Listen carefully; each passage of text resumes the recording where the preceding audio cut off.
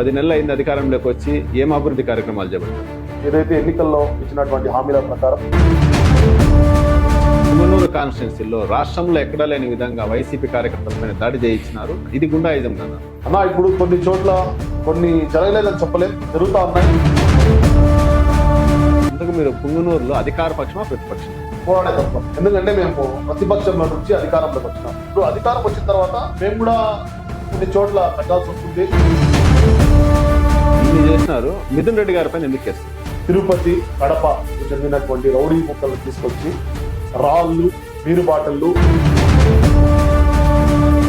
నమస్తే, welcome to Suman TV. ఈరోజు మన స్టూడియోలో ఉన్న అతిథి పుంగనూరు నియోజకవర్గానికి చెందిన ముస్లిం మైనార్టీ నాయకుడు సయ్యద్ సుహైల్ బాషా గారు ఉన్నారు. ఈ 10 నెలల కాలంలో పుంగనూరు నియోజకవర్గంలో కూటమి ప్రభుత్వం చేసిన అభివృద్ధి కార్యక్రమాలు ఏమిటి, అలాగే ప్రస్తుతం పుంగనూరు నియోజకవర్గంలో ఉన్న రాజకీయ పరిస్థితుల గురించి ఆయన అడిగి మరిన్ని వివరాలు తెలుసుకుందాం రండి. నమస్తే సుహైల్ బాషా గారు. నమస్తే అన్న. ఎలా ఉన్నారండి? అన్న బాగున్నాను. 10 నెలలు అయింది అధికారంలోకి వచ్చి ఏం అభివృద్ధి కార్యక్రమాలు చేపట్టారు? అన్న, ముఖ్యంగా ఇది ముస్లింలకు పవిత్ర రంజాన్ మాసం. మా పుంగనూరు నియోజకవర్గానికి చెందినటువంటి ప్రతి ఒక్క ముస్లిం యువతి యువకులకు, పెద్దలకు మనస్ఫూర్తిగా రంజాన్ పండుగ శుభాకాంక్షలు. అదేవిధంగా ఈ నెల మా పుంగనూరులో ప్రత్యాతి కాంచినటువంటి సుగుటూరు గంగమ్మ జాతర కూడా 24-25 తేదీన జరుగుతుంది. కాబట్టి ముందస్తుగా మా సోదరులు కానివ్వండి, పెద్దలు కానీ, పుంగనూరు నియోజకవర్గానికి చెందినటువంటి ప్రతి ఒక్కరికి సుగుటూరు గంగమ్మ జాతర శుభాకాంక్షలు తెలియజేసుకుంటా అన్న. అదేవిధంగా అన్న, ఇప్పుడు మీరు అభివృద్ధి గురించి అడుగుతున్నారు కాబట్టి నేను చెప్తున్నా. కూటమి ప్రభుత్వం వచ్చిన తర్వాత ఏదైతే ఎన్నికల్లో ఇచ్చినటువంటి హామీల ప్రకారం ఏదైతే హామీ ఇవ్వడం జరిగిందో, నారా చంద్రబాబు నాయుడు గారు కానివ్వండి, పవన్ కళ్యాణ్ గారు కానివ్వండి, ప్రతి ఒక్కటి అడుగడుగున దాన్ని సర్దుబాటు చేసుకొని లో బడ్జెట్లో ఉన్నటువంటి రాష్ట్రాన్ని ముందుకు తీసుకెళ్తూ అభివృద్ధి దిశగా ప్రతి ఒక్క అడుగు వేస్తున్నారు. అదేవిధంగా ఈరోజు జరుగుతున్నటువంటి విషయాలు గమనిస్తే ఏదైతే గత ప్రభుత్వంలో జరిగినటువంటి లోటుపాట్లను సర్దుబాటు చేస్తూ పింఛన్లు కార్యక్రమం కానివ్వండి, ఇచ్చినటువంటి హామీలను కానివ్వండి, ఏదైతే గుండాయుధం కానివ్వండి, రౌడీజాలు కానివ్వండి, ఏదైతే రాష్ట్రాన్ని సర్దుబాటు చేసి రాష్ట్రాన్ని ఒక గాడిలో తీసుకుని వచ్చే విధంగా రాష్ట్ర ప్రభుత్వం చేస్తున్నటువంటి పనులు ప్రతి ఒక్కరూ గమనిస్తున్నారు. అదేవిధంగా ఈరోజు ప్రత్యేకంగా మా నియోజకవర్గంలో 1వ తేదీ పెన్షన్ కార్యక్రమం అనేది ప్రతి ఒక్కరూ గమనిస్తా ఉన్నారు. వాళ్ళ ఇంటికి వెళ్ళి 3,000 ఉన్నటువంటి పెన్షన్ని 4,000 రూపాయలు చేస్తూ, అదేవిధంగా వృద్ధాప్య పెన్షన్ని 6,000 చేస్తూ, అదేవిధంగా ఎవరైతే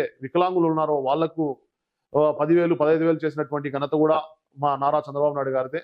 ప్రతి ఒక్కటి ప్రజలు గమనిస్తా ఉన్నారన్న.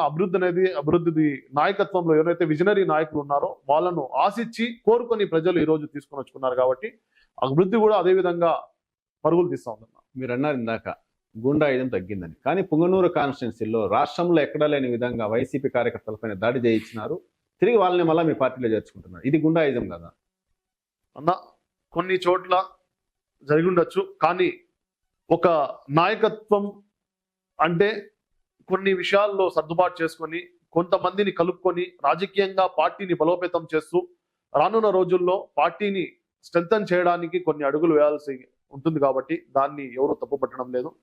కానీ రానున్న రోజుల్లో పార్టీ నాయకులను, కార్యకర్తలను జత చేసి, అదేవిధంగా బయట పార్టీలో ఉన్నటువంటి నాయకులు కూడా పార్టీలో తీసుకొని పార్టీని బలోపేతం చేసి రానున్న రోజుల్లో తెలుగుదేశం పార్టీ జెండా మరొకసారి పుంగనూరు నియోజకవర్గంలో ఎగరేయాల్సిందిగా మా నాయకుడిని కానీ, అదేవిధంగా మా ఇన్ఛార్జర్లు చల్లా రామచంద్రారెడ్డి గారిని కూడా మేము కోరుకుంటా ఉన్నాం. అదేవిధంగా ఈరోజు ప్రత్యేకంగా ప్రతి ఒక్కరూ గమనిస్తే పుంగనూరు నియోజకవర్గంలో ఏదైతే కార్యకర్త సఫర్ అయినాడో, ఇబ్బంది పడినాడో, అదేవిధంగా నాయకులు కూడా మా ఇన్ఛార్జ్ వర్యులు కావచ్చు, మండల స్థాయి నాయకులు కావచ్చు, ప్రతి ఒక్కరూ రాళ్ల దెబ్బలు తిన్నారు, కేసులు ఎదుర్కొన్నారు, జైలుకు పోయినారు, బయట పరారీల్లో ఉన్నారు. అదేవిధంగా ఏదైతే సామాన్య కార్యకర్త ఏదైతే ఎదుర్కొన్నాడో అదేవిధంగా నాయకులు కూడా ఎదుర్కొన్నారు.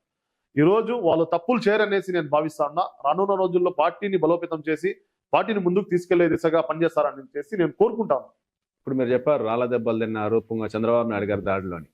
ఇప్పుడు అదే కార్యకర్తలు, నాయకులు ఎవరైతే ఉన్నారో వాళ్ళు మేము జైలుకు పోయినాం, దెబ్బలు తిన్నామని చెప్పేసి ఇప్పుడు అజమాయిష్ చలాయిస్తున్నారు పుంగనూరు నియోజకవర్గం మొత్తం. ఎందుకంటే వాళ్ళకంటే వెనకాల వచ్చిన నాయకులు కానీ, వాళ్ళకంటే ముందున్న నాయకులు కానీ ఎక్కువ ప్రియారిటీ ఇవ్వడం లేదు. కరెక్టేనా అన్న? ఇప్పుడు కొన్ని చోట్ల కొన్ని జరగలేదని చెప్పలేం, జరుగుతూ ఉన్నాయి. కొన్ని చోట్ల నాయకత్వ లోటు ఉంది. దాన్ని సర్దుబాటు చేసే బాధ్యత కూడా పార్టీ హైకమాండ్ది. దగ్గరలో దాన్ని కూడా కవర్ చేసి హైకమాండ్ దృష్టి సాధిస్తుందని చెప్పి నేను కూడా తెలియజేసుకుంటా ఉన్నా. ఎందుకంటే కొన్ని చోట్ల మాకు పట్టు తక్కువ ఉన్న విషయం వాస్తవమే. ఆ రూట్స్ లో కూడా మా నాయకత్వం కొన్ని చోట్ల దాన్ని భర్తీ చేస్తూ కొంతమందిని నాయకత్వాన్ని ముందుకు తీసుకెళ్తూ ఏదైతే లోటుపాట్లు ఉన్నాయో దాన్ని సర్దుబాటు చేస్తూ ముందుకు పోతా ఉన్నారు. కొంత సమయం పడుతుందన్న, మనం ముందు వేచి చూద్దాం ఏం జరుగుతుంది. ఇంతకు మీరు పుంగనూరులో అధికార పక్షమా ప్రతిపక్షమా? ఖచ్చితంగా పార్టీ ప్రభుత్వంలో ఉంది కాబట్టి అధికార పక్షమే. కానీ ఎందుకంటే మొన్న ఇటీవల మున్సిపల్ ఆఫీస్ ముందర పోయి ధర్నా చేయడం, నా పనులు చేయడం, మా కార్యకర్తలకు కానీ మా వాళ్ళ మనుషులకు కానీ పనులు చేయడం లేదని చెప్పి ధర్నా చేశారు కదా, అందుకు అడుగుతున్నా. అన్నా, మేము మా తత్వం ఏమంటే పోరాడే తత్వం. ఎందుకంటే మేము ప్రతిపక్షంలో నుంచి అధికారంలోకి వచ్చినాం. చంద్రబాబు నాయుడు ఒక పిలుపు మేరకు యువకులు రాజకీయాల్లో రావాలా, సామాజిక కార్యకర్తలు, సామాజికవేత్తలు ఎవరైతే ఉన్నారో, ప్రజాసేవలో నిమగ్నమే ఉన్నారో ప్రతి ఒక్కరూ రాష్ట్ర భవిష్యత్తు కోసం, రాష్ట్రాన్ని మంచి దిశగా తీసుకెళ్లేదానికి మీ యొక్క అవసరం ఉంది కాబట్టి మీరు రాజకీయాల్లో రావాలా అని ఒక పిలుపు మేరకు యువకులందరూ పెద్ద ఎత్తున ఈసారి 2019 నుంచి 2025 మధ్యలో ఏదైతే పోరాటాలు జరిగినాయో యువకులు పెద్దపీట వేసి పాల్గొన్నారు. పార్టీని విజయం దిశగా ప్రతి ఒక్క తెలుగు తమ్ముళ్ళు, ప్రతి ఒక్క తెలుగు సైనికుడు ఒక సోల్జర్, ఒక సైనికుడిగా పనిచేసి ఈరోజు రాష్ట్ర ప్రభుత్వాన్ని నిలబెట్టగలిగినారు. ఎందుకంటే గత ప్రభుత్వంలో ఎలాంటి అవాంఛనీయ సంఘటనలు, ఎలాంటి చర్యలు జరిగినాయో ప్రతి ఒక్కరు గమనించినాం. ఎంతమంది పైన రౌడీ షీటర్లు పెట్టినారు, ఎంతమంది పైన కేసులు వేసినారు, ఎంతమంది జైలుకి పోయినారు, ఎంతమందిని చంపినారు, ఎంతమందిని నరికినారు అనేది ప్రతి ఒక్కటి ప్రతిరోజు న్యూస్ లో చూసినాం, మీడియాలో చూసినాం. దాన్ని ఎదిరించి ముందుకు వచ్చిన వాళ్ళు సామాన్య కార్యకర్తలు. దాన్ని ఈరోజు మా నాయకులు కూడా సమర్థించుకుంటా ఉన్నారు. నిన్న పూతల పట్ల చెప్పింది కూడా అదే. పెద్దపీట వేస్తాను సామాన్య కార్యకర్తలకు, నాయకులుగా ఎదిగే అవకాశం ఇస్తాను. నాకు ముఖ్యం, మరీ ముఖ్యంగా నా పార్టీకి చెందినటువంటి కార్యకర్తలు, నాయకులే నాకు ముఖ్యం అని చెప్పడం జరిగింది. అదే దిశగా ఈరోజు వాళ్ళని పట్టించుకొని వాళ్ళకు ముందుకు తీసుకెళ్లే బాధ్యత కూడా పార్టీ హైకమాండ్ చంద్రబాబు నాయుడు గారు తీసుకుంటారు. అదేవిధంగా మా యువ నాయకులు లోకేష్ బాబు గారు కూడా తీసుకుంటారని నేను నమ్ముతా ఉన్నా. ఎందుకంటే వాళ్ళని ఆదర్శంగా తీసుకొని ఈరోజు మేమంతా రాజకీయాల్లో రావడం జరిగింది. ఇన్ని అవమానాలు, దాడులు సహించడం జరిగింది, కేసులు వేసుకొని జైలు పోవడం జరిగింది. అదేవిధంగా నేను చెప్పినట్టుగా నేను ధర్నా చేయడానికి ముఖ్య కారణం ఒక కరప్ట్ ఆఫీసర్, ఒక వైఎస్ఆర్సీపీకి సపోర్ట్ చేస్తున్నటువంటి ఒక అధికారి వాళ్ళ దావతుల్లో, విందుల్లో చిందులేస్తూ వాళ్ళతో పాటు సిగరెట్లు తాక్కుంటూ, ఒక అధికారి అని మర్చిపోయి ఎక్కడ పడితే అక్కడ వాళ్ళతో పాటు సిగరెట్లు తాక్కుంటూ, వైఎస్ఆర్సీపీకి చెందినటువంటి కౌన్సిల్ని సపోర్ట్ చేసుకుంటూ, వైఎస్ఆర్సీపీ కౌన్సిలర్లతో, వైఎస్ఆర్సీపీ చైర్మన్తో చిందులేస్తున్నటువంటి కమిషనర్ని మేము ప్రజా సమస్యల పైన అడిగితే ఆయన స్పందించకపోతే మేము మా అధికారులు, అదేవిధంగా మా పెద్దలు, కలెక్టర్ గారికి కానివ్వండి, మా పెద్దలు నాయకత్వాల దృష్టికి కూడా తీసుకెళ్ళడం జరిగింది. ఆ రోజు మేము ఒక సామాన్య కార్యకర్త, మా తెలుగుదేశం పార్టీ సీనియర్ కార్యకర్త, ఆయనకు జరిగినటువంటి అన్యాయం గురించి ప్రశ్నిస్తే మీ వల్ల ఏమైతే చేసుకోండి అన్నారు. మేము చేయగలిగింది ఒకటే, మా సమస్యను ఎత్తి చూపగలుగుతాం. మేము మా హైకమాండ్ దృష్టికి కూడా తీసుకెళ్లడం జరిగింది. మన మున్సిపల్ శాఖ మంత్రి వర్యులు నారాయణ సార్ దృష్టికి కూడా తీసుకెళ్లడం జరిగింది, నారా లోకేష్ సార్ దృష్టికి కూడా తీసుకెళ్ళడం జరిగింది. మేము ఎదురు చూస్తా ఉన్నాం చర్యలు ఎప్పుడు ఉంటాయనేసి. దగ్గరలో కూడా చర్యలు ఉంటాయని నేను ఆశిస్తా ఉన్నా. దీనిపైన కఠినంగా చర్యలు ఉంటాయన్న.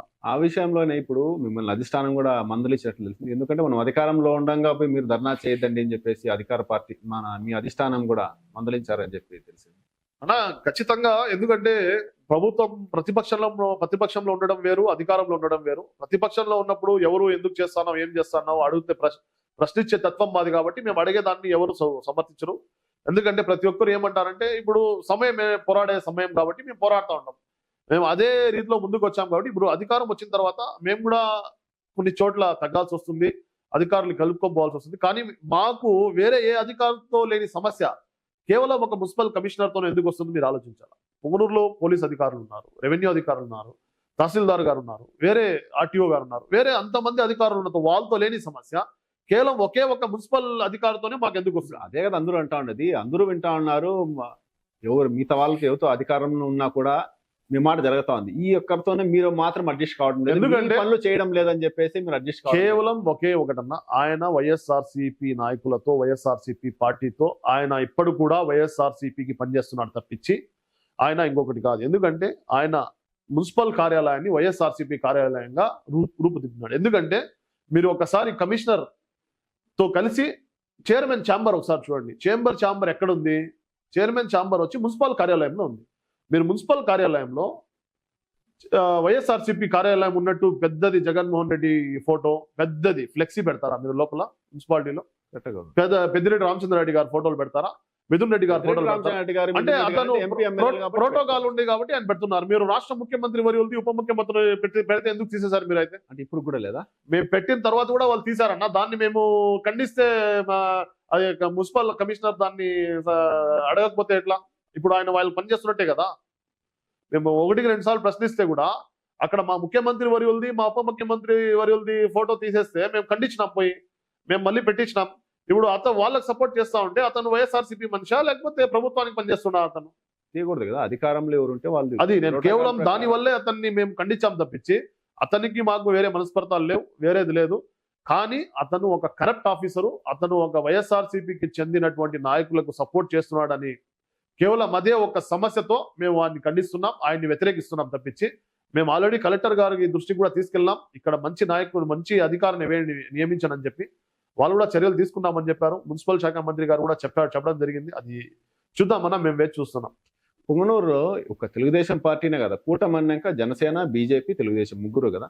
ఈ ముగ్గురికి కూడా ఒక తెలుగుదేశం పార్టీ కొంతమందికి మాత్రమే పనులు చేస్తున్నారు. నామినేటెడ్ పోస్టులు నెక్స్ట్ ఇచ్చే దాంట్లో కూడా జనసేనకు కానీ బీజేపీకి కానీ ప్రాధాన్యం ఇవ్వడం లేదని అంటున్నారు. నాకు ఖచ్చితంగా మేము గమనించాల్సిన విషయం ఏమంటే, మేము ప్రతిపక్షంలో ఉన్నప్పుడు పోరాడేటప్పుడు మాతో పాటు ఖచ్చితంగా ఇది ఎవరు విన్నా వినకపోయినా ఇది జగమెరిగిన సత్యం, జనసేన, బీజేపీ, టీడీపీ కూటమి మేమే 3 పార్టీలు కలిసి పోరాడినాం. జనసేన జన సైనికులు కానివ్వండి, వీర మహిళలు కానివ్వండి, మా తెలుగు తమ్ముళ్ళు కానివ్వండి, బీజేపీకి చెందినటువంటి కొంతమంది సీనియర్ నాయకులు కానివ్వండి మాకు సహకరించినారు, మాతో పాటు కార్యక్రమాల్లో పాల్గొన్నారు. మేము చేసినటువంటి కార్యక్రమాలు ప్రతి ఒక్కటిలో వాళ్ళు పాల్పంచుకున్నారు. వాళ్ళకు కూడా సమాన హక్కు ఉంది కాబట్టి వాళ్ళు ఖచ్చితంగా మా సోదరులు, శ్రేయోభిలాషులు, మేము ఎప్పుడూ అండదండగా ఉంటాం. వాళ్ళు కూడా మాకు అలాగే ఉన్నారు. మాకు ఎక్కడ ఎలాంటి విభేదాలు లేవు. మా స్థాయిలో మేము బాగానే ఉన్నాం.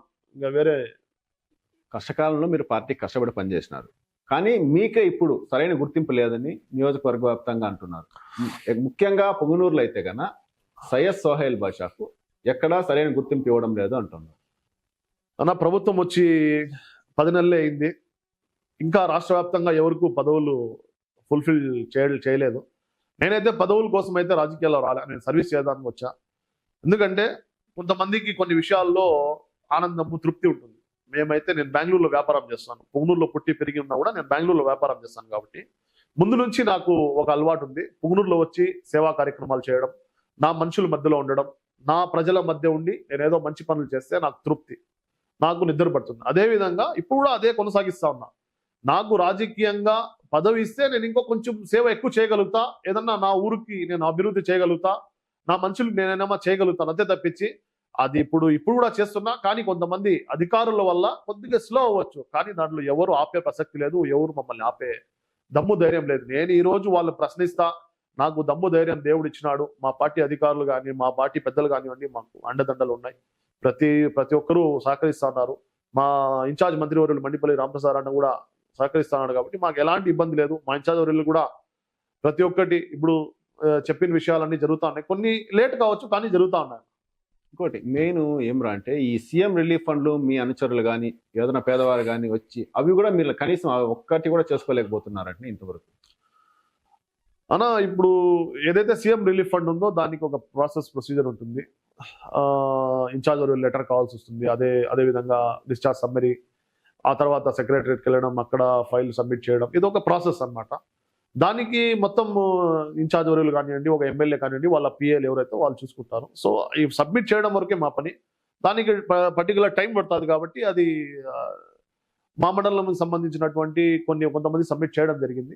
అన్న కూడా చెప్పడం జరిగింది మార్చు లోపల. ఎందుకు చేసుకోలేకపోతున్నారు తొందరగా అంటే కొద్దిగా డిలే అయిన విషయం అయితే వాస్తవమే, కానీ చేసిస్తామని హామీ ఇవ్వడం జరిగింది. దగ్గరలోనే చేస్తారని. ఎందుకంటే కష్టకాలంలో మీ వెనకంటే ఉన్నారు, ఓట్లు వేయించినారు, వార్డు తిరిగినారు, డోర్ టు డోర్ తిరిగినారు కార్యకర్తలు. వాళ్ళు అడిగేది అదే కదా, చిన్న హెల్త్ మెడికల్ బిల్లులు అవే. ఖచ్చితంగా మనకు విలువే ఉంటుంది. ఖచ్చితంగా ఏ కార్యకర్త అయినా ఆశించేది ఒక ఏదైనా ప్రభుత్వం నుంచి వచ్చే లబ్ధే, లోన్లు కానివ్వండి, ఇలాంటి సీఎం రిలీఫ్ ఫండ్లు కానివ్వండి, ఏదన్నా కాంట్రాక్ట్ చిన్న కాంట్రాక్ట్ పనులు అది ఆశిస్తారు. ఖచ్చితంగా వాళ్ళకు చేయాలా, వాళ్ళకు చేసే బాధ్యత కూడా మనం తీసుకుంటాం.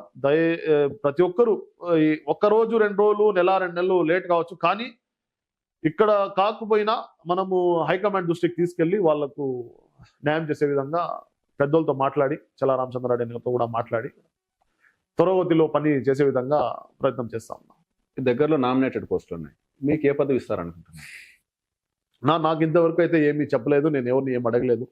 హైకమాండ్ మా పనితీరు, మేము చేసినటువంటి కృషి, మేము చేసినటువంటి శ్రమను ఉద్దేశించి పార్టీని ఏ విధంగా మేము అయితే బలోపేతం చేయగలుగుతాం అనేది వాళ్ళు నమ్మితే, వాళ్ళు ఏ బాధ్యతలు ఇస్తారో దాన్ని స్వీకరించడానికైతే నేను సిద్ధంగా ఉన్నా. ఎందుకంటే ఒక అధికారంలో వచ్చిన తర్వాత ఏదన్నా ఒక పదవి ఉంటే ఒక బాధ్యతగా ఉంటుంది కాబట్టి, మనము చెప్పిన మాట ఒక అధికారి వింటాడు కాబట్టి. ఇప్పుడైతే సామాన్య కార్యకర్తగా ఉన్నాం, ఏదో మనం చేస్తా ఉన్న దాంట్లో ఒక నాయకత్వం కొంతమంది వినొచ్చు, కొంతమంది వినకపోవచ్చు, కానీ ఒక పదవి అనేది ఉంటే అధికారులు మాట వింటారు కాబట్టి మేము మా ప్రజలకు, మా నియోజకవర్గానికి న్యాయం చేకూరుస్తాం. అదేవిధంగా పార్టీని కూడా బలోపేతం చేసే దిశగా ముందుకు వెళ్తాం కాబట్టి పార్టీ హైకమాండ్ కూడా దృష్టిలో పెట్టుకొని ఏం చేస్తే అది మేము కూడా సర్వవశంగా భావిస్తాం.